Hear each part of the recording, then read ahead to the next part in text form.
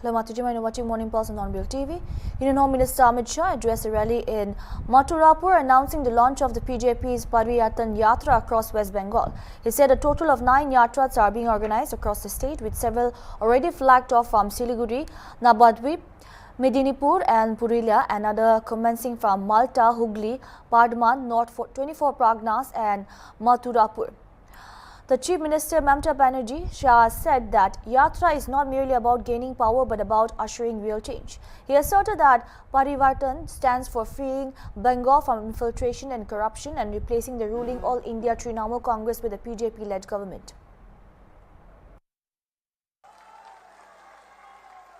बंगाल ने बहुत सहा है।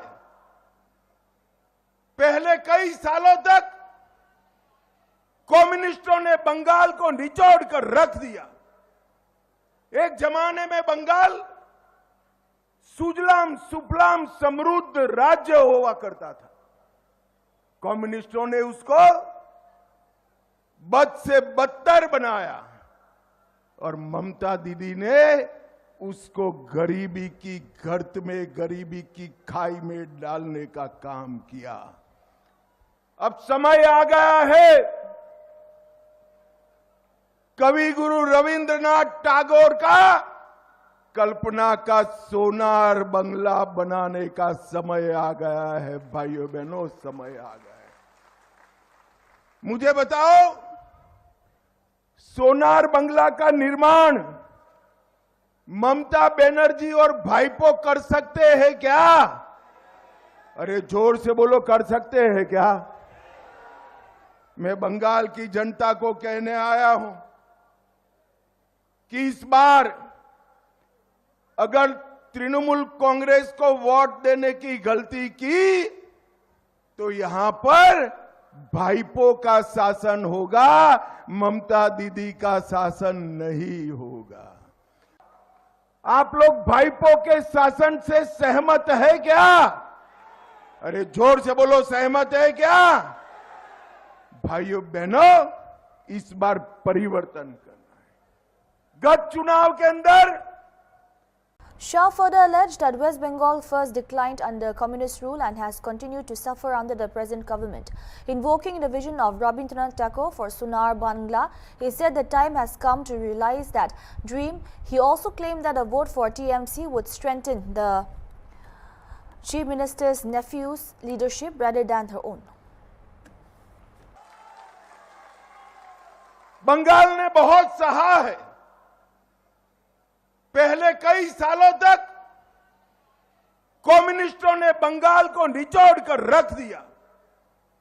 एक जमाने में बंगाल सुजलाम सुफलाम समृद्ध राज्य हुआ करता था।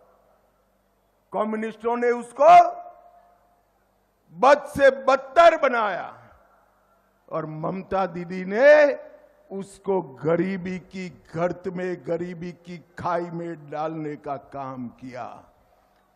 अब समय आ गया है कवि गुरु रविंद्रनाथ टैगोर का कल्पना का सोनार बंगला बनाने का समय आ गया है। भाइयों बहनों, समय आ गया है। मुझे बताओ, सोनार बंगला का निर्माण ममता बनर्जी और भाईपो कर सकते हैं क्या? अरे जोर से बोलो, कर सकते हैं क्या? मैं बंगाल की जनता को कहने आया हूं कि इस बार अगर तृणमूल कांग्रेस को वोट देने की गलती की तो यहां पर भाईपो का शासन होगा, ममता दीदी का शासन नहीं होगा। आप लोग भाईपो के शासन से सहमत है क्या? अरे जोर से बोलो, सहमत है क्या? भाइयों बहनों, इस बार परिवर्तन करना है। गत चुनाव के अंदर Union Minister Shivraj Singh Chauhan has launched a sharp attack on All India Trinamool Congress, alleging that there are many Sheikh Shahjahans within the party who are compromising the dignity of women. He asserted that safeguarding the respect and self-respect of women is the need of the hour and assured that a BJP-led government would take firm steps to ensure their protection. उठा रही तो बंगाली कहां से बंगाली है? ये बंगाल की पवित्र धरती ने पूरे देश को दिशा दी है। राष्ट्रगान और राष्ट्रगीत दोनों इसी धरा से निकले हैं। कविवर गुरुदेव रविंद्रनाथ ठाकुर जी, महर्षि बंकिम चंद्र चट्टोपाध्याय जी जैसे महापुरुषों ने राष्ट्रगान और राष्ट्रगीत देकर पूरे हिंदुस्तान को खड़ा किया है। वंदे मातरम के उद्घोष ने पूरे देश में देशभक्ति की धारा प्रवाहित करने का काम किया था और पूरा देश खड़ा हो गया था। हंसते हंसते फांसी के फंदों पर लोग झूल गए थे। हम सब भारत मां के लाल, भेदभाव का कहां सवाल, सारा भारत एक है। और देखिए, इस धरती को सांस्कृतिक राष्ट्रवाद दिया स्वामी विवेकानंद जी ने, आध्यात्मिक राष्ट्रवाद दिया महर्षि अरविंद घोष जी ने, और एकता और अखंडता का मंत्र दिया डॉक्टर श्यामा प्रसाद मुखर्जी ने। बंगाल के वो लाल, एक देश में दो निशान, दो विधान, दो प्रधान नहीं चलेंगे कि मंत्र को उच्चारित करते हुए कश्मीर की जेल में शहीद हो गए थे। मैं समझता हूं कि ऐसी बातें केवल वोट बैंक की राजनीति के लिए है, जिसको जनता जानती है। संदेश खाली जा रहे हैं, एक बहुत बड़ा एक आंदोलन हुआ था संदेश खाली। आज आप वहां पे जनसभा को संबोधित करेंगे, रथ यात्रा को संबोधित करेंगे, क्या कहना चाहेंगे संदेश खाली और पूरे बंगाल को लेकर? जिस तरह का एक नहीं, कई शेख शाहजहां हैं टीएमसी के, जो बहन और बेटियों की अस्मता और इज्जत से खेल रहे हैं। आज जरूरत है बहनों के स्वाभिमान को, सम्मान की रक्षा की, और भारतीय जनता पार्टी की सरकार वो करेगी। Thank you. BJP leader Jalliawadi Narayana Swamy has hit back at the Karnataka minister Priyank Karge over his remarks targeting the opposition. Narayana Swamy dismissed Karge as a baseless leader, alleging that he holds office due to his father and should present proper documentation before making allegations against leader of opposition R. Ashoka. On the West Asia conflict, he said several Indians remain stranded abroad, but asserted that Prime Minister Narendra Modi is making efforts to ensure their safe return. He added that while other nations are facing uncertainty, India remains secure under the Prime Minister's leadership. The same way. R. Ashok is a shadow chief minister, means he is the opposition leader. Whatever the chief minister will get the messages all over Karnataka, and the same way, even opposition leader also will get the messages. So accordingly, we tweeted. So baseless, who is baseless now? For everything, Priyanka Karge is poking his nose. See, is he thinking he is a champion of Karnataka? He is a baseless leader. Because of his father, he is a minister, that's all. He is not a leader at all. See, once if he talks against the opposition leader, he should have all the documents with him. How can he say that he is baseless? With base only is commented. Government has to answer.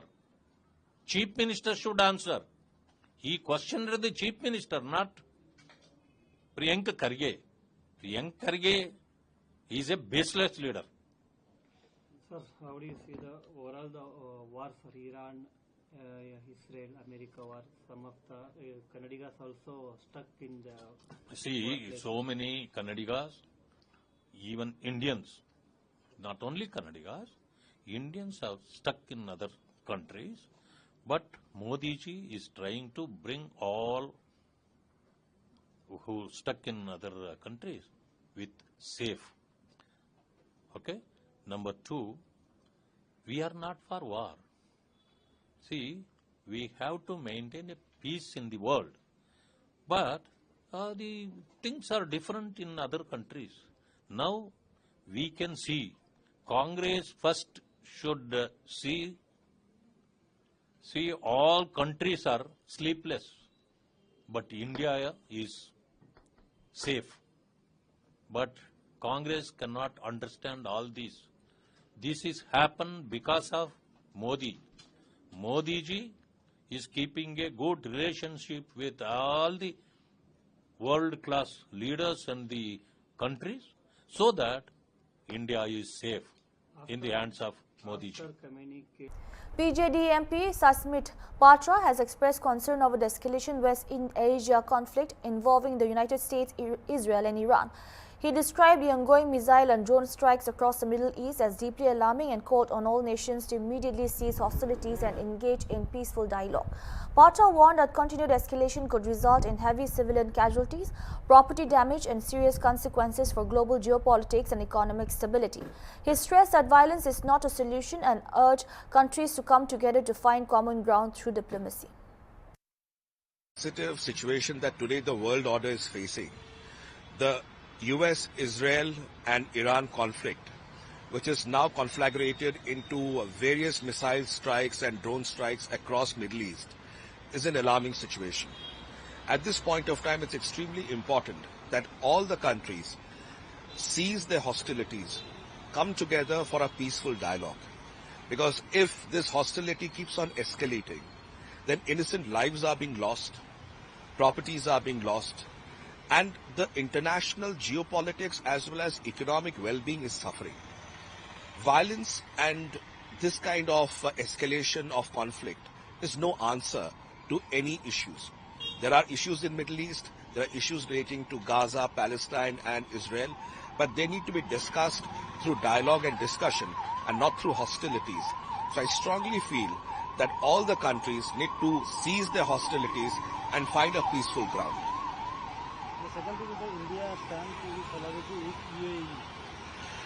United Arab Emirates and India are a very strong relationship between both of them.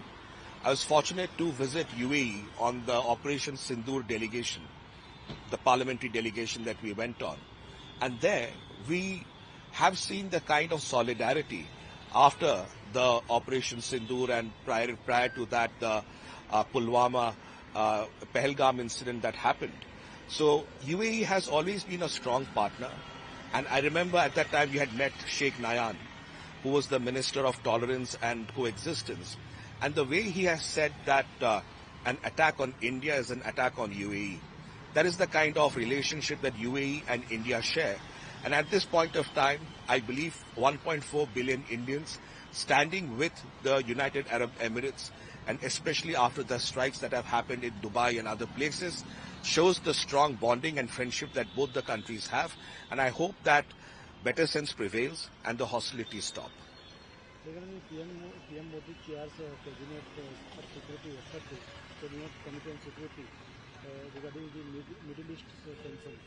I believe the Indian security meet is extremely crucial from the perspective of India's own national security. Because while Middle East is of course conflagrating with this kind of incidents, it's also important for India to understand that how well it is protected. We have our S-400s in case there seems to be an escalation of hostility, while Iran and India do not have any hostilities with themselves. But we do not know how it's going to escalate. So therefore, it's very important that the security meet looks at our national preparedness relating to any untoward incident. We hope none of these untoward incidents happen, but the proactiveness has to be there to ensure through security lens how India is well protected nationally. Union Home Minister Amit Shah has criticized the West Bengal government over its latest budget allocations cleared in the State Assembly.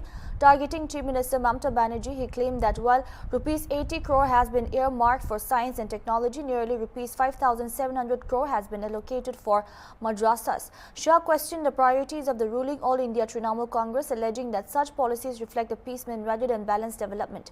He further stated that West Bengal's total debt has risen around Rs 8 lakh crore, claiming that every newborn in the state effectively carries a financial burden. He also alleged that the state's image nationally is being impacted by concerns over corruption. माध्यम से मथुरापुर की विशाल जनसभा के माध्यम से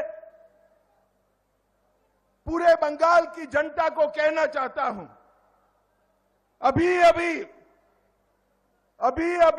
बंगाल का budget विधानसभा में पारित हुआ। साइंस और टेक्नोलॉजी जिससे रिसर्च एंड डेवलपमेंट होता है, राज्य का विकास होता है। इसके लिए ममता दीदी ने 80 करोड़ रुपया दिया। कितना दिया? जरा जोर से बोलो, कितना दिया? और मदरसाओं के लिए 5,700 करोड़ रुपया देने का काम किया है। 5,700 करोड़ रुपया। मैं आज पूछने आया हूं टीएमसी से, आपका एजेंडा क्या है? राज्य में साइंस और टेक्नोलॉजी, हमारे बंगाली युवाओं को रोजगारी देना आपका एजेंडा है या मदरसों को बढ़ाना है? 5700 करोड़ रुपया मदरसा के लिए दिया और साइंस और टेक्नोलॉजी डिपार्टमेंट में सिर्फ 80 करोड़ दिया। इतनी बड़ी सभा है, मैं पूछना चाहता हूं, कोई आपका बच्चा बच्ची मदरसा में पढ़ रहा है? भैया जरा जोर से बोलो तो, पढ़ रहा है? इस और बोलो, कोई पढ़ रहा है? इसकी कोई चिंता नहीं है आपके बेटे बेटियों की, उनको केवल और केवल मदरसा की चिंता है। भाइयों बहनों, ये तुष्टीकरण बंगाल का विकास नहीं कर सकता। 15 साल को पीछे मुड़कर देखते हैं तो आज बंगाल 8 लाख करोड़ रुपए का ऋण में डूबा हुआ है। नया बच्चा जन्म लेता ही 77,000 रुपए का ऋण इस बच्चे पर आ जाता है। और भ्रष्टाचार का तो नाम इतना बढ़ा दिया कि बंगाल का नाम आते ही देश में भ्रष्टाचारी सरकार का इमेज बनता है। और ये भाईपो कहते हैं भ्रष्टाचार हो या नहीं, मैं आज आप सभी Amid the escalating Iran-Iran conflict, former Indian ambassador to Iran, Kadam Dharmendra, says Iran's political system has shown resilience despite the early shock of targeted strikes that reportedly eliminated key member of the top leadership. He noted that while the developments mark a significant setback, Iran's constitutional framework has quickly moved to ensure continuity. A 3-member panel comprising representatives from the presidency, judiciary and the Guardian Council has reportedly initiated a process of leadership transition, signaling institutional stability rather than panic. On the military front, he said that unlike previous confrontations, Iran appeared better prepared this time. Even while engaging in diplomatic talks with the United States in Geneva and Muscat, Tehran was simultaneously preparing for possible escalation, especially aimed at a major American naval build-up in the region. According to him, the Iranian establishment has readied itself for both diplomacy and potential conflict. The demise of Khamenei has taken place, and Iran has also retaliated and attacked many countries. How do you make the estimation? What's your assessment of the current situation right now? Hi, Sahil. Good afternoon and good to be with you.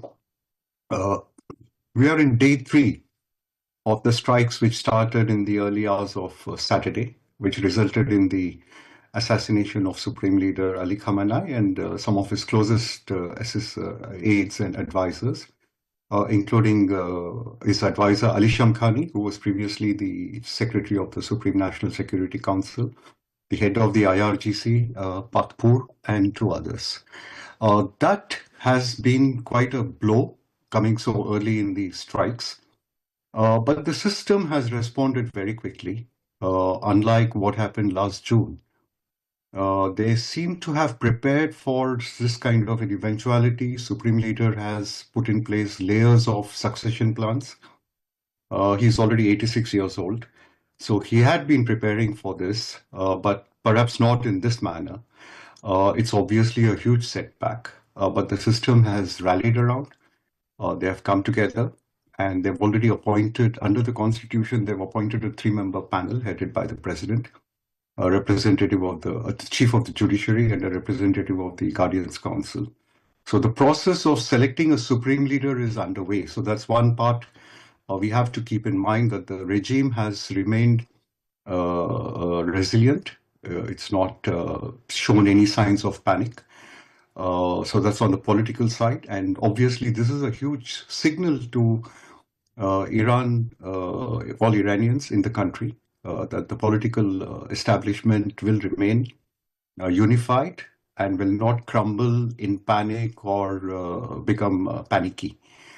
On the military front, unlike June last year, Sahil, when the Iranians were taken by surprise, this year, in the light of the huge amassing of a massive and unprecedented naval force armada by the United States, the Iranians seem to have proceeded on two tracks. While engaging for talks with the Americans, either in Geneva or in Muscat, the venues you remember were being discussed, they were simultaneously preparing for a kinetic conflagration. That's quite interesting. That's what the Iranian state media were reporting. So in the run-up to the talks in Geneva last week, and by the time of the opening strikes on Saturday, the Iranians seem to have prepared for both eventualities. Talks, perhaps an assassination of their senior-most leadership, may not have expected Khamenei himself will be killed, and also preparing for counter-strike capabilities, which was evidenced in the massive barrage of missiles the Iranians let loose across various bases, American bases. That's all we have for now. Keep watching Hornbill TV.